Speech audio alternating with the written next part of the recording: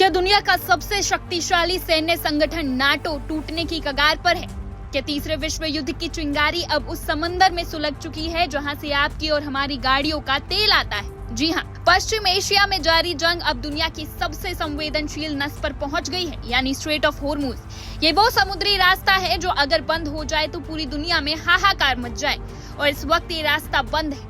लेकिन असली भूचाल वॉशिंगटन और बर्लिन के बीच आया है। अमेरिकी राष्ट्रपति डोनाल्ड ट्रंप ने गरजते हुए अपनी पूरी ताकत झोंक दी। नाटो देशों को अल्टीमेटम दे दिया कि अपनी युद्धपोत भेजो वरना नाटो का अंत समझो। लेकिन इतिहास में पहली बार कुछ ऐसा हुआ है जिसने ट्रंप को सन्न कर दिया है। अमेरिका के सबसे पक्के यार ब्रिटेन और जर्मनी ने सरेआम ट्रंप के इस आदेश को फाड़कर डस्टबिन में फेंक दिया है। उन्होंने साफ कह दिया है कि ये हमारी लड़ाई नहीं है, हम इस दलदल में नहीं कूदेंगे। आखिर सुपर पावर अमेरिका के साथ ये महाधोखा क्यों हुआ? क्या महाशक्ति अमेरिका अब दुनिया में अकेला पड़ गया है?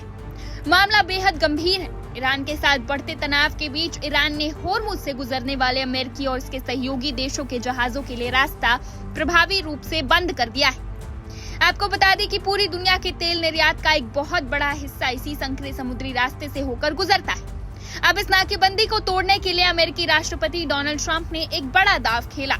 ट्रंप ने उत्तर अटलांटिक संधि संगठन यानी नाटो से गुहार लगाई कि वो आगे आए, अपने युद्धपोत भेजे और समुद्री रास्ते को फिर से खुलवाए। लेकिन ट्रंप सिर्फ गुहार लगाकर नहीं रुके, उन्होंने हमेशा की तरह अपने तीखे अंदाज में एक बड़ी चेतावनी भी दे डाली है। ट्रंप ने साफ कहा है कि अगर नाटो के सदस्य देश इस संकट में अमेरिका की मदद नहीं करते हैं तो इस सैन्य गठबंधन यानी कि अलायंस का भविष्य हमेशा के लिए संकट में पड़ सकता है। यानी सीधे शब्दों में कहे तो या तो हमारा साथ दो या फिर नाटो को खत्म समझो।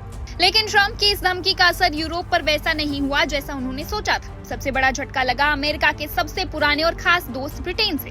आज लंदन में आयोजित एक प्रेस कॉन्फ्रेंस में ब्रिटेन के प्रधानमंत्री कीर स्टारमर ने साफ साफ शब्दों में अमेरिका की इस अपील को खारिज कर दिया। स्टारमर ने कहा कि ब्रिटेन इस जल मार्ग को फिर से खोलने के लिए अपने सहयोगियों के साथ मिलकर योजना तो बना रहा है, लेकिन वो इस व्यापक युद्ध का हिस्सा बिल्कुल नहीं बनेगा। ब्रिटेन इस दलदल में पैर नहीं रखेगा। प्रधानमंत्री स्टारमर ने एक व्यवहारिक रास्ता सुझाया। उन्होंने बताया कि ब्रिटेन अमेरिका और खाड़ी देशों के साथ मिलकर इस बात पर चर्चा कर रहा है कि क्षेत्र में पहले से तैनात माइन हंटिंग ड्रोन्स का इस्तेमाल किया जाए ताकि पानी के अंदर के खतरों को साफ किया जा सके।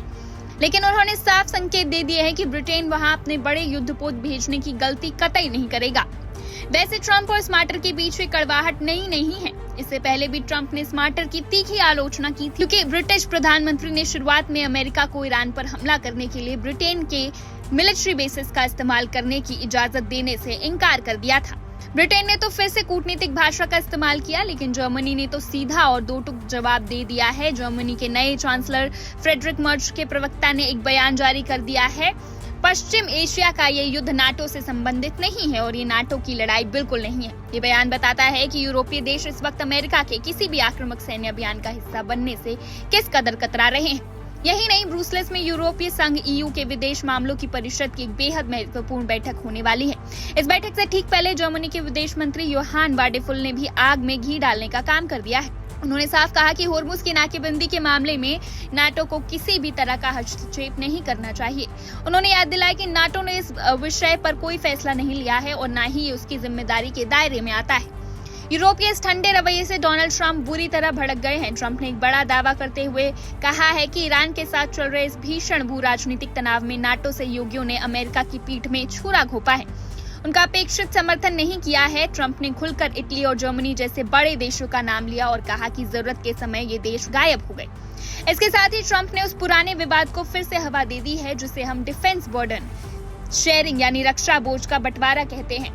ट्रंप का तर्क है कि अमेरिका हर साल अरबों खरबों डॉलर खर्च करके रूस से उत्पन्न खतरों के खिलाफ पूरे यूरोप की रक्षा करता है। अमेरिका यूरोप की ढाल बना हुआ है, लेकिन जब आज अमेरिका को अपने हितों और वैश्विक तेल सप्लाई को बचाने के लिए यूरोप के सहयोग की जरूरत पड़ी तो ये सहयोगी देश दुम दबाकर पीछे हट गए। डोनाल्ड ट्रंप के इन बयानों ने ट्रांस अटलांटिक संबंधों यानी अमेरिका और यूरोप के दशकों पुराने रिश्तों की नींव को हिलाकर रख दिया है।